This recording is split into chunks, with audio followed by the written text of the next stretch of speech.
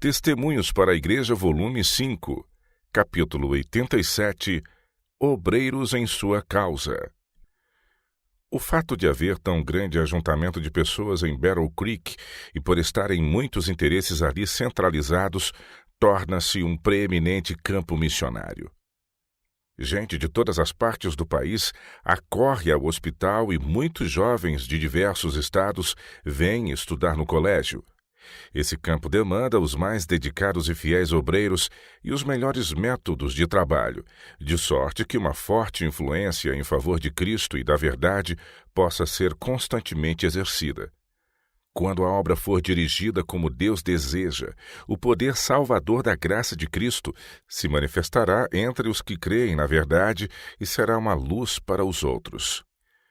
Mas há em Battle Creek uma triste negligência em relação aos benefícios disponíveis para manter o coração da obra em saudável condição. Suas vigorosas batidas deveriam ser sentidas em todo o corpo de crentes.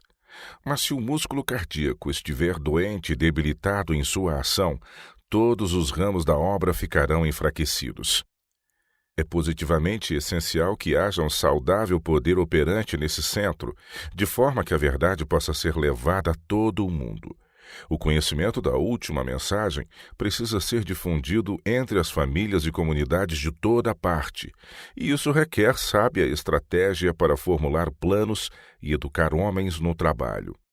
Como a obra progride ano após ano, a necessidade de obreiros experientes e fiéis torna-se cada vez mais urgente, e se o povo do Senhor andar em seus conselhos, tais trabalhos serão multiplicados. Enquanto nos apoiarmos em Deus buscando sabedoria e poder, Ele desenvolverá nossas habilidades à sua plena extensão. À medida que os obreiros adquirem capacidade mental e espiritual e se tornam familiarizados com os propósitos e procedimentos divinos, terão perspectivas mais amplas da obra para este tempo e estarão melhor qualificados para idear e executar planos visando ao seu progresso. Assim podem acompanhar os passos da providência divina. Deveria ser envidado constante esforço para recrutar novos obreiros. Os talentos deveriam ser identificados e reconhecidos. Pessoas possuidoras de piedade e capacidade deveriam ser estimuladas a obter a educação necessária, capacitando-se assim para auxiliar na divulgação da luz da verdade. Todos os que são competentes para isso deveriam ser engajados em algum ramo da obra, de acordo com sua capacidade. A solene e importante obra para este tempo não deve ser levada avante unicamente através dos esforços de uns poucos homens escolhidos que têm até agora desempenhado as responsabilidades da causa. Enquanto aqueles a quem Deus convocou para ajudarem na realização de determinado serviço fizerem sua parte usando a capacidade que Ele lhes deu, o Senhor não permitirá que a obra sofra interrupções. Em sua providência, Ele chamará e qualificará outros a se unirem com os primeiros, para que juntos avancem ainda mais além e elevem mais alto a bandeira. Há, porém, algumas cabeças que não acompanham a obra. Em vez de se adaptarem às suas crescentes demandas, permitem que ela os ultrapasse e os incapacite a compreender e atender às exigências dos tempos. Quando homens a quem Deus qualifica para assumir responsabilidades na causa, assumem-na de modo ligeiramente diverso daquele pelo qual foi conduzido até agora, os obreiros mais experientes deveriam ser cuidadosos para que sua conduta não seja tal que impeça de alguma forma esses auxiliares ou restrinja a obra. Alguns não podem compreender a importância de certas medidas, simplesmente porque não discernem as necessidades da obra em todos os seus procedimentos e não sentem a carga que Deus pôs especialmente entre outros homens. Aqueles que não estão qualificados para determinado trabalho deveriam acautelar-se a fim de não se interporem no caminho de outros, impedindo-os de realizar os propósitos divinos.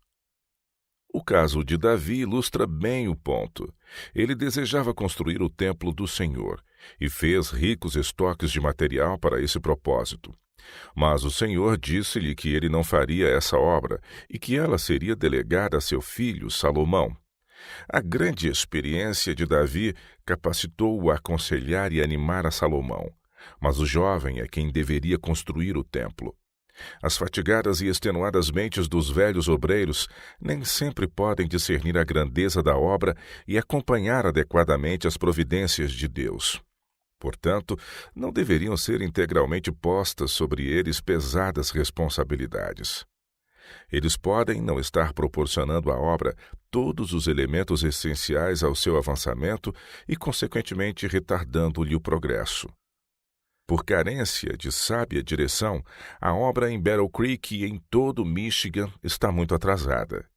Conquanto nos seja imperioso compreender a situação e necessidades das missões estrangeiras, deveríamos também entender as necessidades do campo doméstico.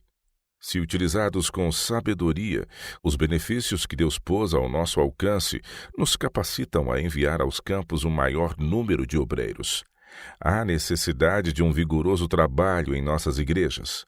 A mensagem especial mostrando importantes e iminentes questões, os deveres e perigos de nosso tempo, deveriam ser apresentados a elas não de maneira monótona, sem vida, mas em demonstração do Espírito e poder. 1 Coríntios capítulo 2, verso 4. As responsabilidades precisam ser passadas aos membros da igreja. O espírito missionário deveria ser despertado como nunca antes, e os obreiros apontados como necessários, os quais devem agir como pastores do rebanho, empreendendo esforços pessoais para elevar a igreja a uma condição onde a vida espiritual e a atividade sejam vistas em todas as suas fronteiras. Muitos talentos se têm perdido para a causa porque os dirigentes não conseguem discerni-los.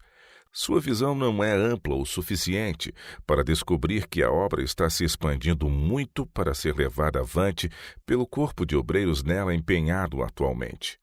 Muito mesmo do que deveria ser realizado ainda está por fazer, porque os homens têm tomado as coisas em suas próprias mãos, em lugar de dividi-las entre um número maior de trabalhadores, confiando que Deus os ajudará em seus esforços.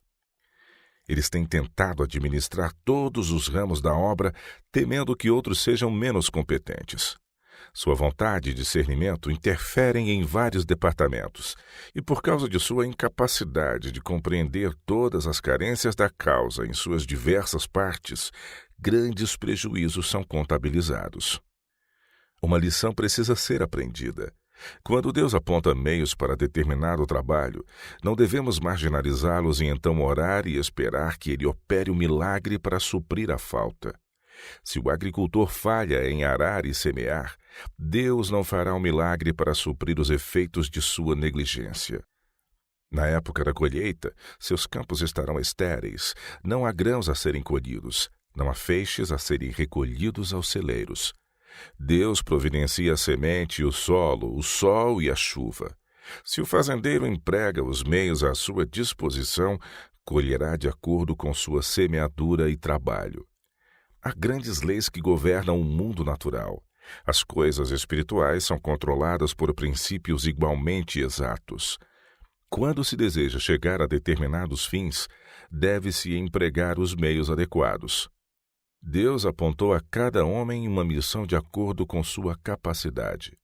É pela educação e prática que as pessoas são qualificadas para atender a qualquer emergência que possa surgir, e é preciso planejamento sábio para colocar cada um no lugar certo, visando a proporcionar-lhe experiências para assumir responsabilidades. Mas, conquanto a educação, o preparo e o conselho dos que têm experiência sejam todos necessários, deve-se ensinar aos obreiros que não se apoiem inteiramente no juízo de qualquer homem. Como livres agentes de Deus, todos devem dele pedir sabedoria.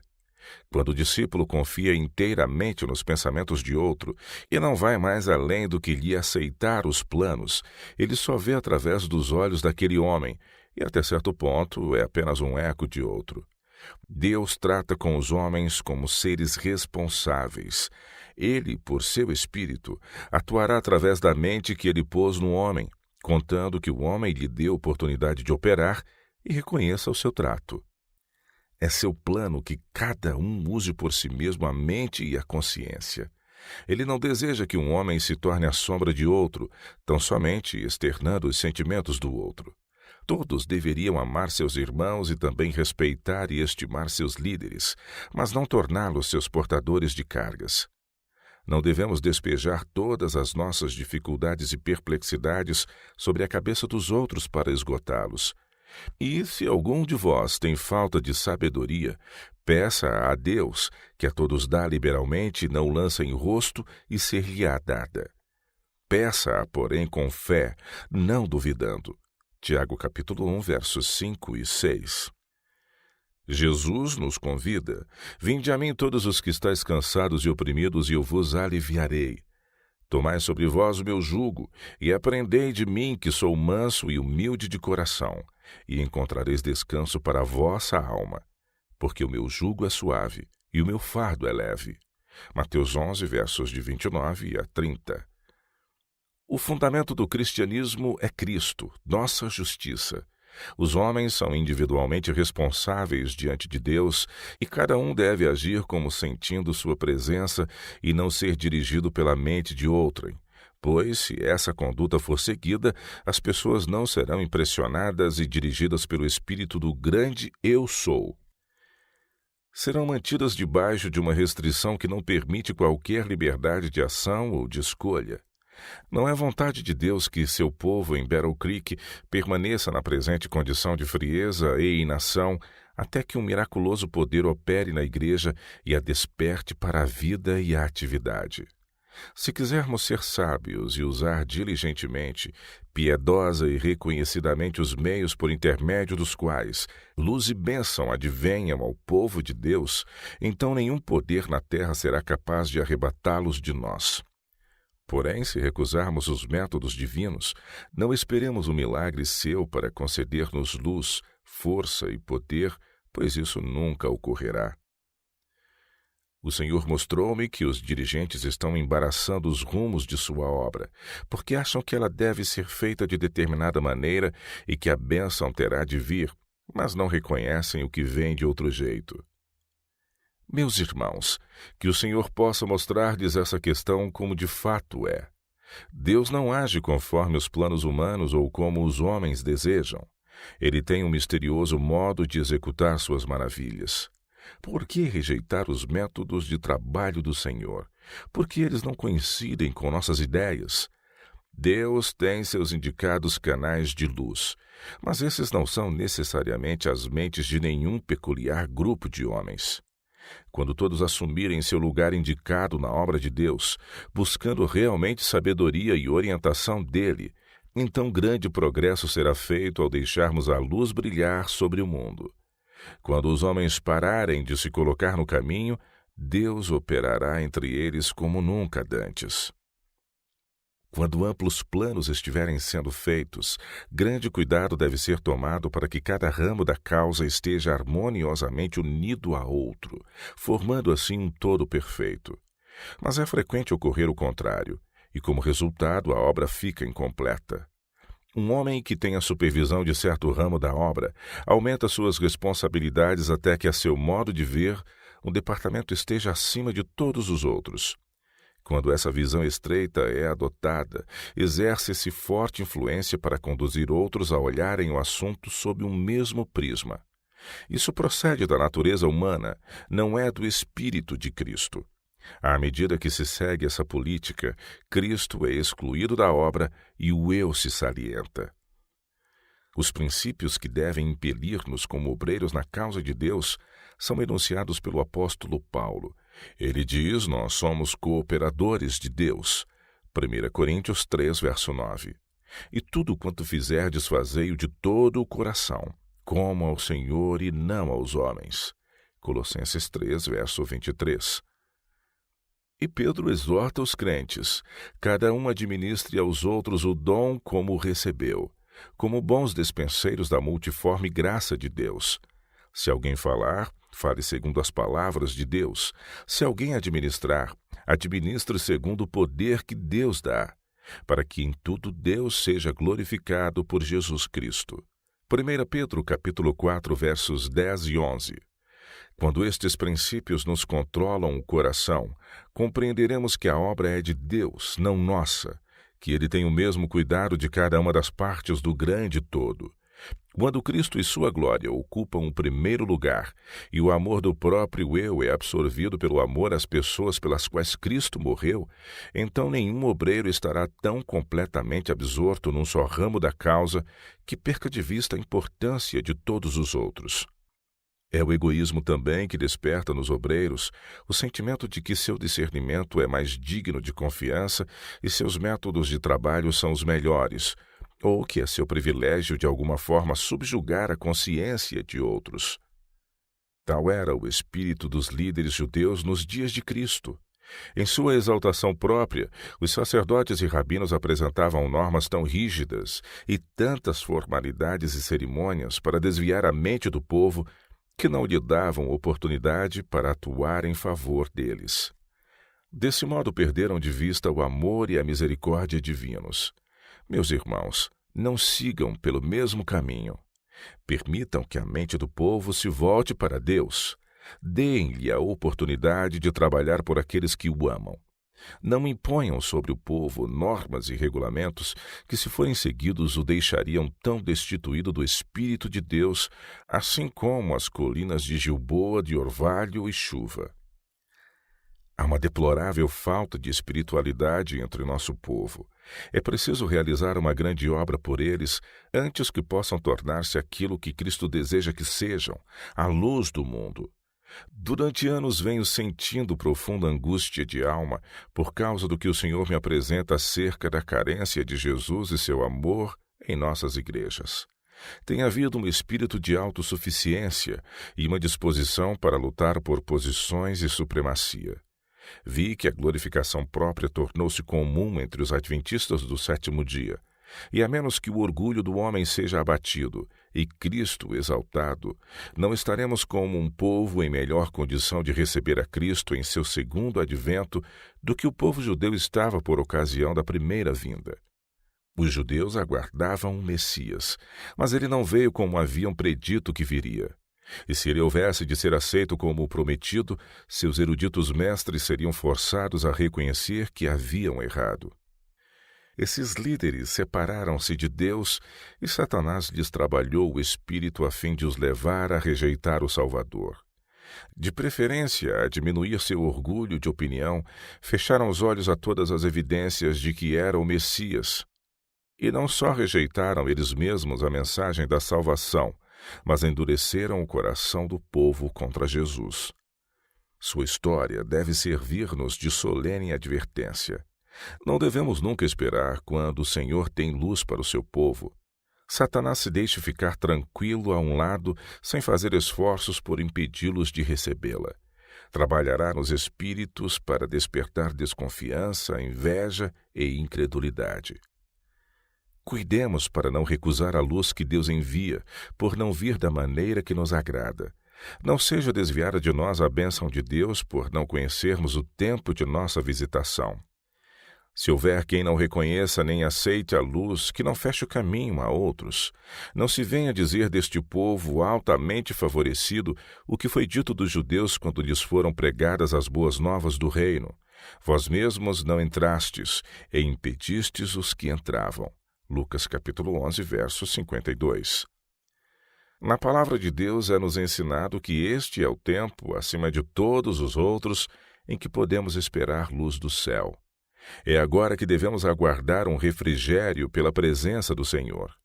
Devemos estar atentos às atuações da providência divina, como o exército de Israel estava atento ao ruído de andadura pelas copas das amoreiras. 1 Crônicas, capítulo 14, verso 15, o sinal de que o céu agiria em seu favor. Deus não pode glorificar o seu nome por meio de seu povo enquanto estiverem se apoiando no homem e fazendo da carne mortal o seu braço. Sua condição atual de debilidade continuará até que só Cristo seja exaltado, até que com João Batista digam com coração humilde e reverente: é necessário que ele cresça e que eu diminua. João capítulo 3, verso 30. Foram-me dadas palavras para ser ditas ao povo de Deus: exaltem o homem do Calvário. Recue a humanidade para que todos contemplem aquele em quem se centralizam as esperanças de vida eterna. Diz o profeta Isaías: Porque um menino nos nasceu, um filho se nos deu, e o principado está sobre os seus ombros. E o seu nome será Maravilhoso Conselheiro, Deus Forte, Pai da Eternidade, Príncipe da Paz. Isaías 9, verso 6. Que a igreja e o mundo olhem para o seu Redentor. Proclamem todas as vozes com João: eis o Cordeiro de Deus que tira o pecado do mundo. João capítulo 1, verso 29. É a alma sedenta que se abre à fonte das águas vivas. Deus declara: derramarei água sobre o sedento e rio sobre a terra seca. Isaías 44, verso 3. Há as pessoas que buscam diligentemente a luz e que aceitam de boa vontade todo o raio de iluminação divina vindo de sua santa palavra. Unicamente a essas será a luz comunicada. É por meio dessas pessoas que Deus revelará aquela luz e poder que iluminarão toda a terra com sua glória.